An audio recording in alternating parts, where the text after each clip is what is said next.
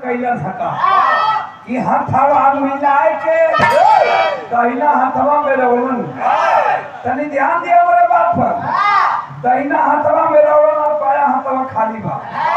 बाया हथवा धीरे धीरे टाइगर के कन्हिया पर ले गई तो हथवा मिलाई के जमाया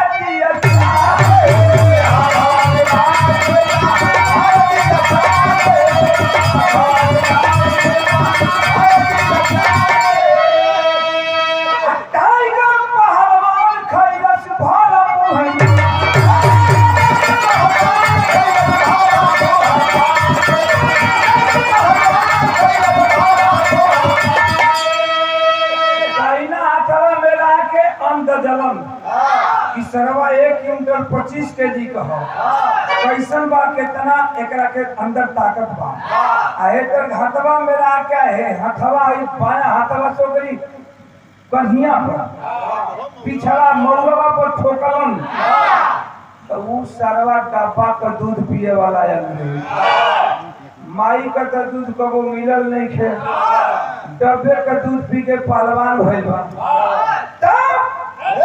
कन्हिया ठोकलन पर बाहर में हवा अखाड़ा में भर मुहे गिरल तब तक सागर पहलवान का लही गई राज्य में भर मुहे गिरल हम चक्कर देव ठेहुनिया गइलन सागर पहलवान। अरे पहलवान पहलवान नहीं गवैया है ठेहुनिया एकदम आ ओकर पहिया पकड़ के अपना पीठी पर लियल आ कइलन हका कि मारी धोबिया पाट के मारी धोबिया पाट के तुरंत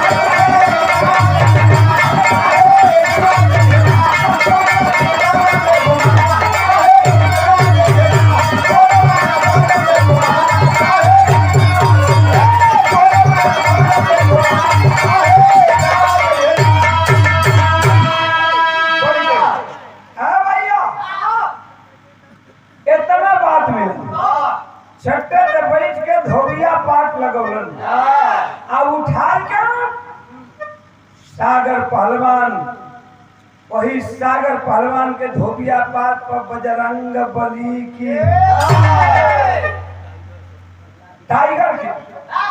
टाइगर के सागर पहलवान उठौलन बजरंग बली का नारा लेके आ वही से कपड़ा पीटल जगह धोबिया पाट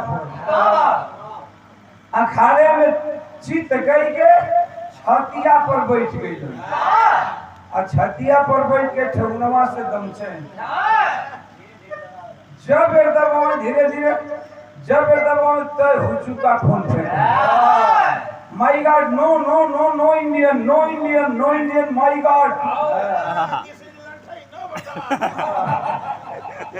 ई कवन अंग्रेजी है रे भैया ई कवन अंग्रेजी है अच्छा का जाने हम लोग का पढ़ा लिखना है ए भाई की ओर से रुपए का पुरस्कार मालिक सुखी रखें सब आलम मुर्गी फार्म सलाम अलैकुम हो आपको सब भाई लोगों के बहुत बहुत प्रणाम बा अब तक लोगन में इतना उत्साह भइल भैया पूरा पब्लिक में खड़ा हो गल पूरा हिंदुस्तान के लोग पूछ के दौड़ पड़ल सागर पहलवान के अखाड़ा पर चढ़ के सागर पहलवान के गोदी में उठा लिया जब गोदी में उठौलन सागर पहलवान के लेके चले लगन वो समय सागर पहलवान का रंग कैसन बनल है भैया कभी भी निकलना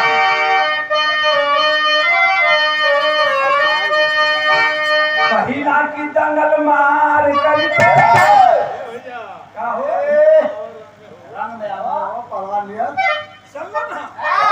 सागर पहलवान चला है और जब अखाड़े में दंगल मार करके चला है कभी को लिखना पड़ा अरे दंगल मार करके वो दंगल मार करके चला है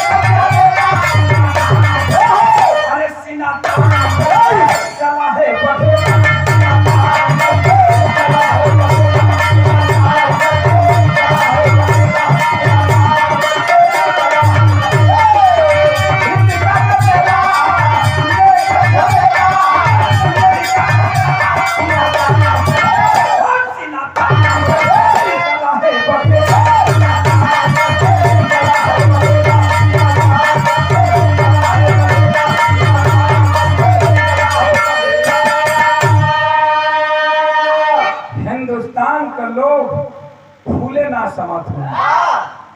हिंदुस्तान जिंदाबाद, इनकलाब जिंदाबाद, भारत माता की जय।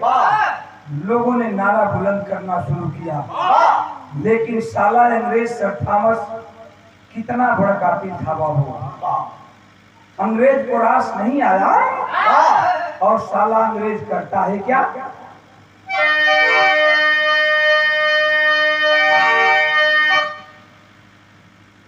कातिला कामीना गोरा, कातिला कामीना सारा गोरा बाई माना, गोरा बाई माना। चारू ओर शांतिया में घेरा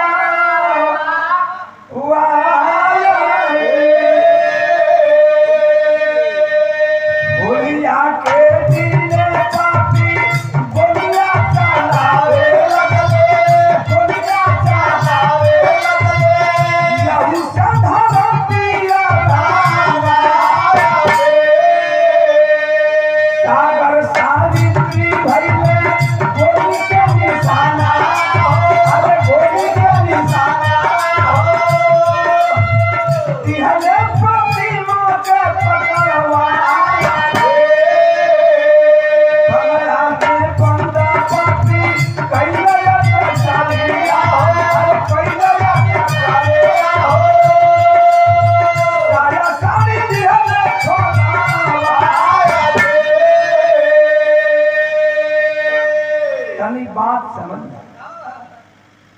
साला अंग्रेज और सर थॉमस उस पटियाला शहर में इतना गोली चलवाया, इतना गोली चलवाया, जिस तरह से 13 अप्रैल सन 1919 को जनरल डायर जालियानवाला बाग में गोली चलवाया था, उसी तरह से इतिहास पैगाम देता है।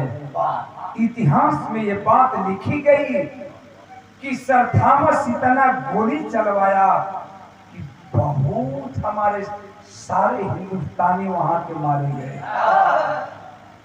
लाश पर लाश पड़ गई। उस लाशों में सागर पहलवान और उसकी धर्म पत्नी सावित्री दोनों शहीद हो गए। दोनों को गोली लगी, दोनों इस दुनिया को छोड़कर चल बसे, धरती माँ के प्यारे हो गए।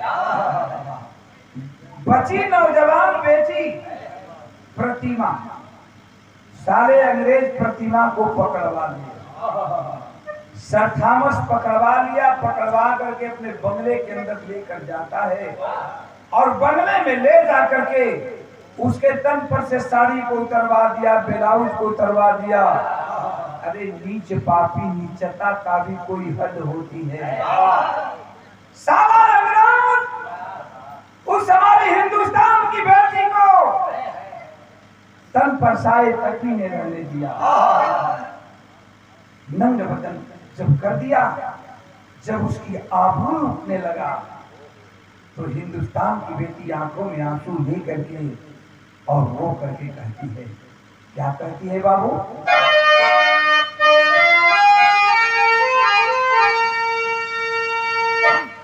कि माई बाबू के आए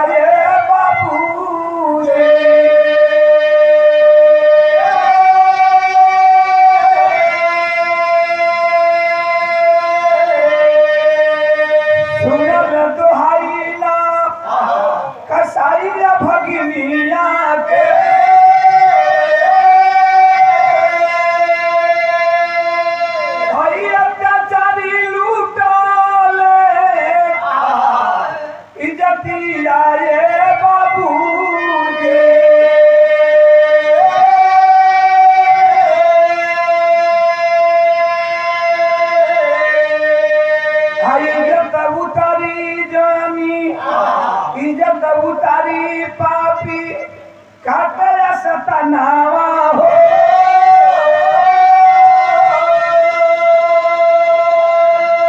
अब मिलन ही मांगले मऊती आए बाबू रे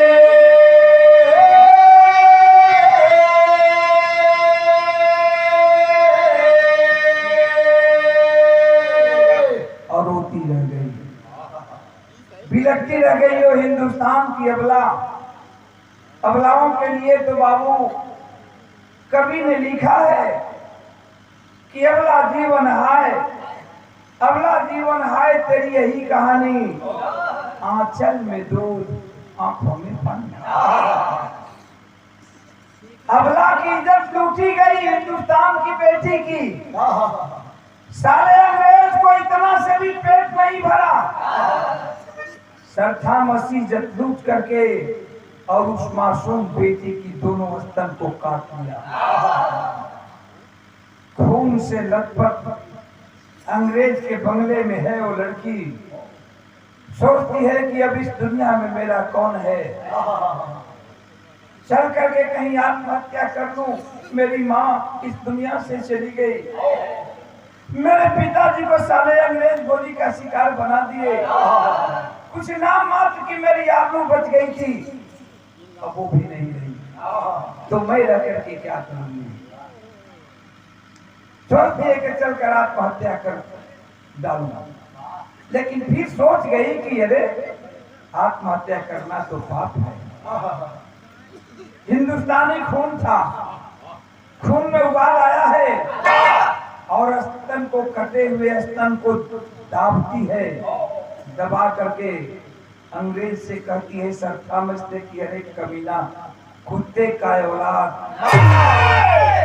घायल नागन फुफकार उठी, घायल नागन फुफकार उठी, अपमान का कर्ज चुकाऊंगी, सुन ला गोरी चमड़ी वाले, तरसोगा जश्न मनाऊंगी। अरे कमीना, आज मैं तड़प रही हूं, तुम जश्न मना रहे हो, लेकिन जा रही हूं और ये वादा करके जा रही हूं कि तुम तड़पोगे एक दिन और मैं जश्न मनाऊंगा। नारी बाबू, नारी क्या से क्या होती है, वक्त आने पर नारी, यही नारी सती सावित्री बनती है, यही नारी वक्त आने पर काली दुर्गा बनती है, यही नारी वक्त आने पर कलयुग में राइफल लेकर के फूलन और कुत्ती भी बनती है, यही नारी माँ बनती है, यही नारी बहन बनती है, यही नारी बीवी बनती है, और यही ऐसी नारी है कि कोई समय आता है तो कोठे पर जा करके रंडियों का काम करती है, यही नारी है। भाई भाई भैया, नारियों का रूप अनेक है, लेकिन निकल जाती है और आती है। भैया भगत सिंह से मुलाकात करती है, भैया भगत सिंह ने देखा है कहाँ की बहन, कौन ऐसी कमीना हरकत किया है, सारी बात बताती है। प्रतिमा कहती है कि भैया मैं जीना नहीं चाहती हूँ, अब मैं मर जाना चाहती हूँ, भैया मुझे मर जाने दो, मैं तुझसे मिलने के लिए आई हूँ। भैया भगत सिंह कहते हैं कि पागल हो गई हो, वाह तेरा भाई जिंदा है ना, तेरा भाई देश के लिए लड़ रहा है और तू भी देश के लिए लड़ोगी। बारे भैया भगत सिंह, बारे भैया भगत सिंह उस लड़की को, प्रतिमा को ले जाते हैं और ले जाकर के तीर चलाना सिखलाए, बंदूक चलाना सिखलाए, बम फेंकने के लिए ट्रेनिंग दिए। कल जला के हो नहार बलवान के हो तो चिकने, कुछ दिन में प्रतिमा बारूद का गोला बन गई।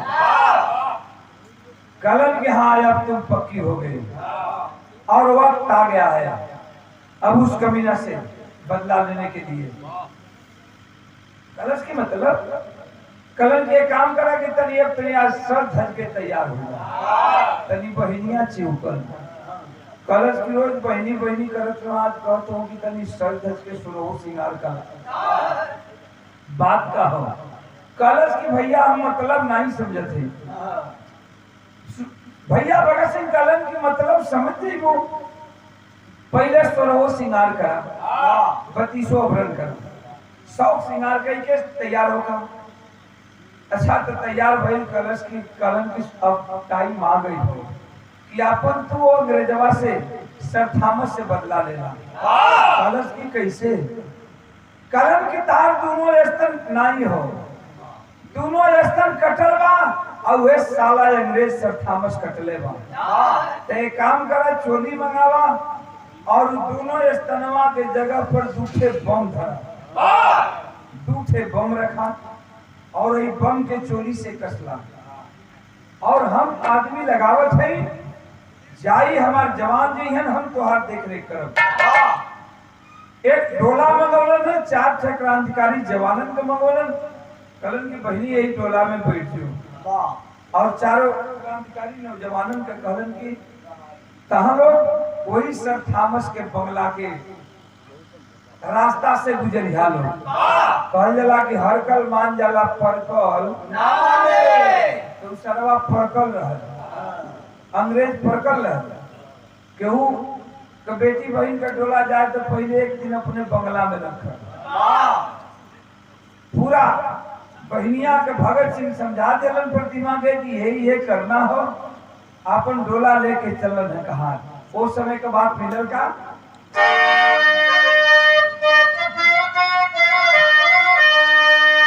ये तरज बाकी हम गवानवा नहीं जा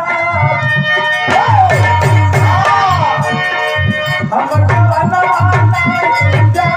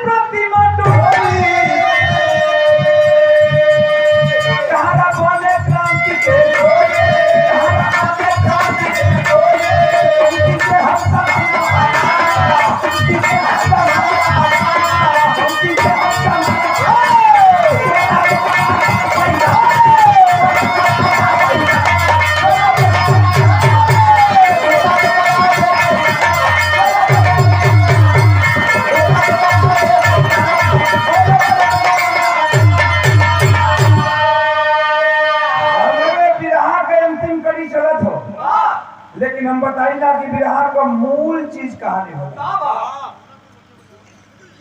कहानी से दिमाग हट जाई ओम प्रकाश यादव का बिहार सुनल व्यर्थ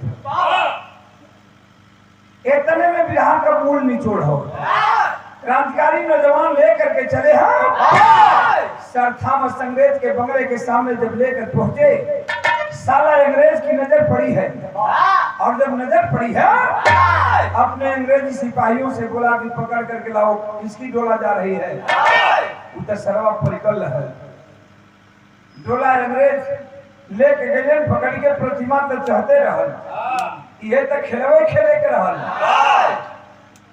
प्रतिमा के लेके पहुंचने कहारन के कलश क्रांतिकारी नौजवानों के अंग्रेज कलश की तुम लोग जाओ कल सुबह आना और यहाँ से डोला ले जाना क्रांतिकारी नौजवान आके चारों तरफ से मोर्चा समाज लेलन भैया भगत सिंह के देख रेख में सब चलत हो लेकिन बहनिया डोला से उतरल बे, धीरे धीरे घूंघट लटकोले, वही पहुंचल बे सर थॉमस के रूम में। सरवा पहले से दारू ढाल के पियत नशा में बा, दारू पियत बा, अंग्रेजवा ज्यादा दारू पियत नहीं, पहले से नशा में बा, पकड़ चाहता हुआ के उधर तो आइल बा, अब पकड़ चाहता, छटक गई प्रतिमा। कलश कह रहे साहब अब इतना जल्दी क्या बात है, पहले शराब का मजा लिया जाए, इसके बाद शबाब का मजा लिया जाए, 2-4 गिलास और उड़ेल के पिया दिया जाए। अब एक लाल पियर लौकेला, लाल पियर लौके लगल, एगो आदमी लगे जनाए की 2 आदमी खड़ा, अब ओकरा जनाए की प्रतिमा 2 प्रतिमा खड़ा है, प्रतिमा के भी पहचानत नहीं बा, वो समझे था 2 मेहरारू खड़ा है, जाके हुआ के पकड़ जहां तक मरलस लात से फेंका दी, प्रतिमा लात से मरलस फेंका गया। सर थॉमस और घूंघट को हटकाई है, घूंघट हटाकर बोली है कि अरे कमीना कुत्ते का औलाद, जानता हूं मैं कौन हूं। अब तो पूरा नसवाई चक्कर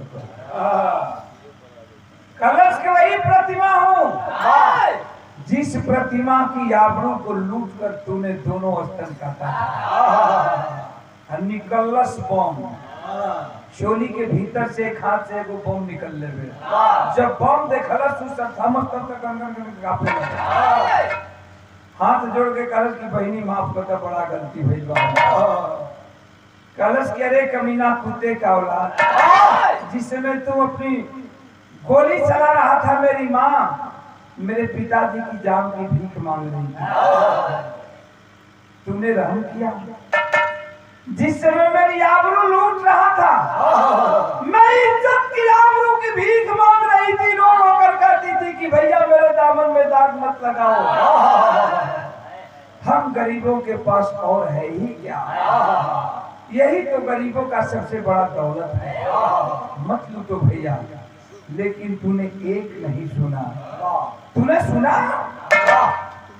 मेरी आबरू को बर्बाद किया, तो कान खोल कर सुन, मैं उस देश की वासी हूँ जिस देश में गंगा बहती है, भैया भगत सिंह पैदा हुए, भैया उधम सिंह पैदा हुए, भैया चंद्रशेखर पैदा हुए,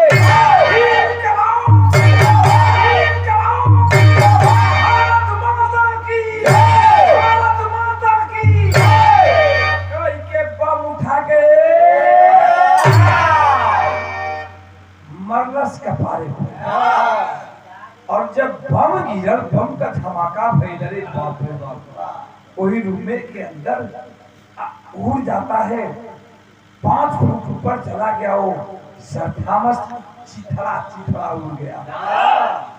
जब बम का आवाज भई, अरे बाप रे बाप, पहले जो अंग्रेजी पुलिस वालन खलबली मच गई, सब चारों तरफ से मोर्चा संभाले लगल, ये क्या हुआ, ये क्या हुआ, ये कौन सुहागरात बीतल रे भाई। प्रतिमा दरवाजा खोलस, लहू लुहान में एक बम बचल है, सामने कुछ दूरी पर एक झाड़ी में भैया भगत सिंह छिपल हुआ, भैया भगत सिंह पर नजर पड़ल, सोच गई प्रतिमा की अब मैं अगर निकल भी जाती हूँ यहाँ से तो अंग्रेज जब मुझे पकड़ेंगे तो सारे कुत्ते जैसे भेड़िए जैसे नोच नोच कर खाएंगे, तो इस दुनिया में मेरा कौन है, मेरी माँ मर गई, मेरे पिताजी गुजर गए, इसी देश के लिए मेरी नाम मात्र की कुछ आबरू बच गई थी, वो भी नहीं है, तो फिर मेरे जिंदा रहने का सवाल नहीं उठता, जी करके क्या करोगे। भैया भगत सिंह पर नजर पड़ी है, भैया भगत सिंह को सलूट करती है और कहती है कि भैया मुझे माफ कर देना, अब ये हिंदुस्तान की बागडोर आपके हाथों में छोड़ कर जा रही हूँ, और मुझे ये पूर्ण विश्वास है एक न एक दिन हिंदुस्तान को आप आजाद कराओगे। और दूसरा बम उठाती है बाबू, मारती चलाती है। कभी भाव दिए क्या? और कर देता, और कर देता, और बड़ा।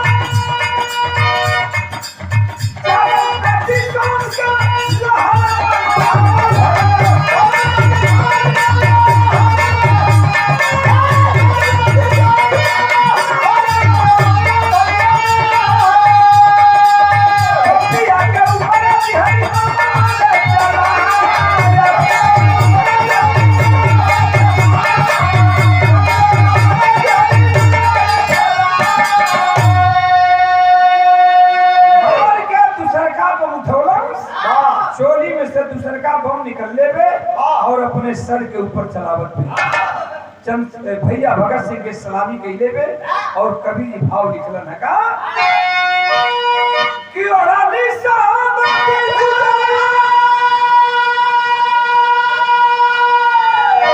और कफनवा प्रतिमा चलाई क्रांति की रोशनी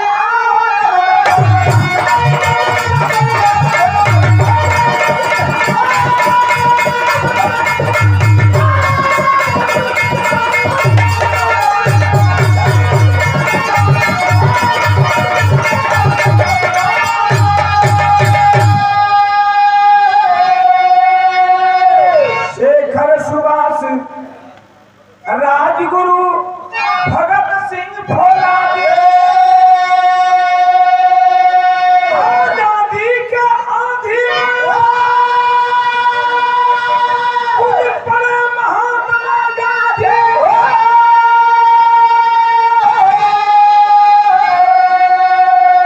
छुटली 47 में गोरवन के बंधन सब प्रतिमा क्रांति की रोशनी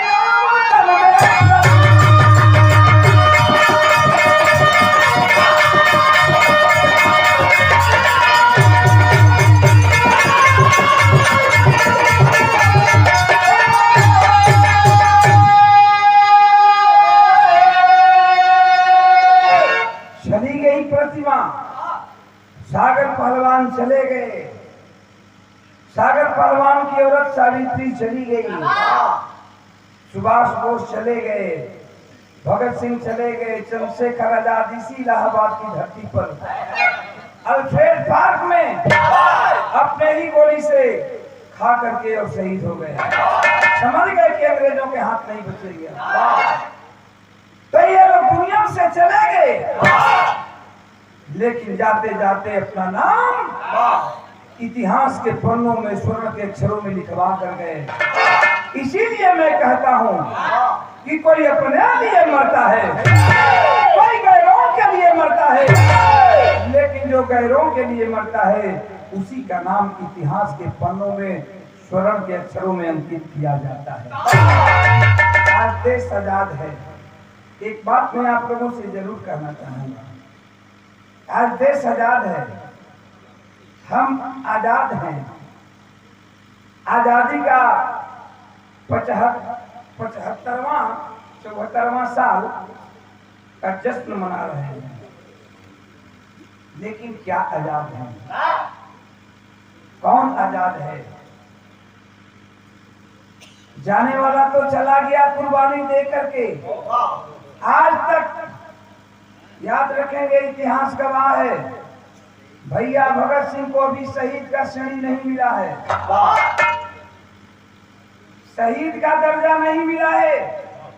इस पर चल रही है केस, अदालत में, कोर्ट में बहस पर बहस हो रहा है। क्या आजाद है भाई? आप कुर्सी पर बैठे हो, आप देश के राजा हो। मैं किसी पार्टी की बात नहीं करता, हमरा कोनो पार्टी से लेवे देवे के नाम नेता ना है कि एसटी या जीएसटी आकाला की ओबीसी के हम बात करेंगे। लेकिन ये जितने पार्टी के नेता हैं, चाहे कोई भी पार्टी हो, कोई भी पार्टी हो, किसी पार्टी के राजनेता 95% 5 लोग अच्छे हैं, अभी 5 लोग अच्छे हैं,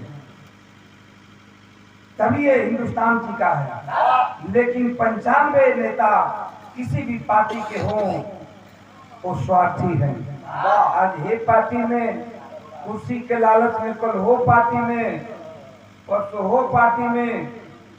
को पहले के राजनीति क्या थी? पहले के राजनीति का मतलब कि कोई नीति, कोई धर्म पार्टी की होती थी। आज की पार्टी न कोई नीति है, न कोई धर्म है, वही राजनेता है। मैं ऐसे नेताओं को कहता हूं, आप लोग थोड़ा बुरा नहीं मानेंगे तो कहिए तो कह दूं। मैं ऐसे नेताओं को कहता हूं कि खद्दर के चोंगे पहन के दरिंदे, खद्दर के चोंगे पहन के दरिंदा वोट लेकर के ठगते चले जाते हैं। अरे कुर्सी पे तस्करी और करते घुसखोरियां, फर्ज कर्तव्य बेपनाह बिसर जाते हैं। इसका महफिल में सस्ती सुरा सुंदरी के पहलू में सो जाते हैं। हम चकी खाल में भेड़िया है छिपा, तो साले गांधी जी की समाधि पर क्यों आते हैं? मैं कहता हूं, मुझे किसी पार्टी से लेना देना नहीं है। मैं यहाँ वोट मांगने नहीं आया हूं, ये सांस्कृतिक मंच है। लेकिन देश आजाद हुआ, हम लोग आजाद हुए, कितनी कठिनाई के बाद आजादी मिली। कितनी माँ अपनी सिंदूर को ढो डाली, कितनी बहन अपनी भाई के कलाई को सुना कर डाली, तब जाकर के ये देश आजाद हुआ। और इस आजादी में कोई एक जात का नहीं, एक जात से आजाद नहीं हुआ हिंदुस्तान। सभी लोग मिले, चाहे अहीर हो, चाहे दुसाध हो, चाहे पासी हो, चमार हो, मुसलमान हो, हिंदू हो, जो भी हो, सभी लोगों ने मिल करके और एकजुट दिखाया, तब जाकर के हमारा देश आजाद हुआ। हम आज आजादी के 75वां वर्षगांठ मना रहे हैं। तो ये हमारे गाने का यही अंतिम प्रमाण था। कहना है क्या का भैया पसंद आई तो के ठीक लागल है? वीररस ठीक लागल है? अच्छा ठीक है बात, ठीक लागो, ये सबसे बड़ा इनाम था। गवैया गवलस, सुनवैया का जच गई, तो सबसे बड़ा दौलत बा। गवैया खातिर सबसे बड़ा इनाम होला, ये गवैया के सबसे बहुमूल्य चीज बा। सुनवैया का अच्छा लागो, गवैया का गावल सफल हो। गाना का अंतिम प्रमाण था। जय जयकार गुरुजन तू लालता स्वर्ग में